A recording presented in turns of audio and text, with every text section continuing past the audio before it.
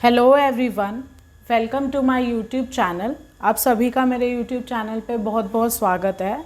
आज हम बात करेंगे हस्तरेखा ज्ञान में कि हस्तरेखा देखने के लिए, पामिस्ट्री देखने के लिए सबसे ज़्यादा इम्पॉर्टेंट चीज़ जो होती है वो क्या होती है। पामिस्ट्री में मणिबद्ध रेखाओं के बाद, यानी कि जो रेखाएं हमारी रिस्ट पे बनती हैं, यहाँ पे बनती हैं, इन्हें मणिबद्ध रेखाएं कहते हैं। इसे मणिबद्ध पार्ट भी कहते हैं, रिस्ट कहते हैं इसे इंग्लिश में।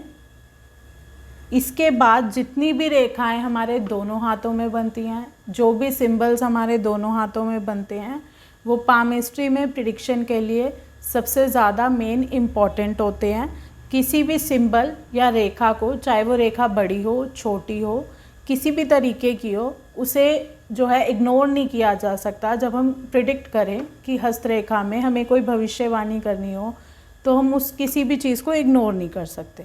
सबसे पहले, चाहे आपके हाथ में कोई छोटी रेखा बन रही है, कोई बड़ी रेखा बन रही है, कोई छोटा सिंबल है, कोई बड़ा सिंबल है, सारी चीज़ों की कैलकुलेशन करके ही हस्तरेखा में, पामिस्ट्री में प्रिडिक्शन होती है।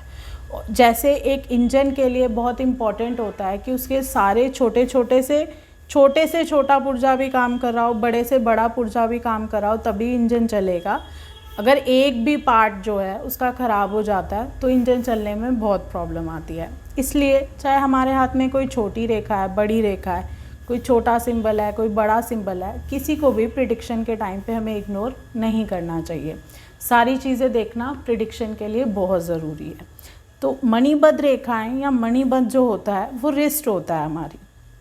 ये हमारे हाथ को हमारे शोल्डर से कनेक्ट करता है। इसके बाद जितनी भी चीज़ें बन रही हैं वो सारी प्रिडिक्शन में काम आती हैं। सबसे पहली बात, हम आज ये बात करेंगे कि हाथ जो हैं वो कितने तरीके के होते हैं।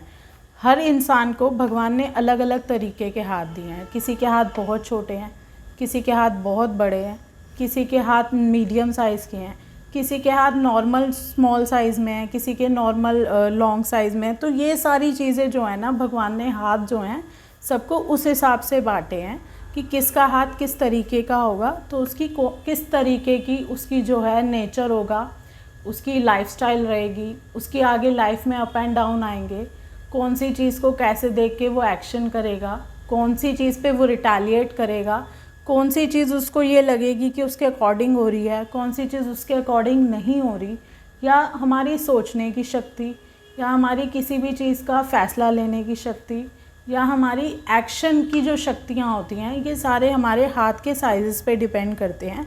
या हम सिचुएशंस को कैसे हैंडल करते हैं, सिचुएशंस को हम कैसे लेते हैं, ये सब हमारे हाथ पे डिपेंड होता है, हमारे हाथ के साइज़ पे भी डिपेंड होता है। तो जो हम हाथ होता है वो 5 तरीके के होते हैं। जो हाथ के साइज़ होते हैं वो 5 तरीके के होते हैं।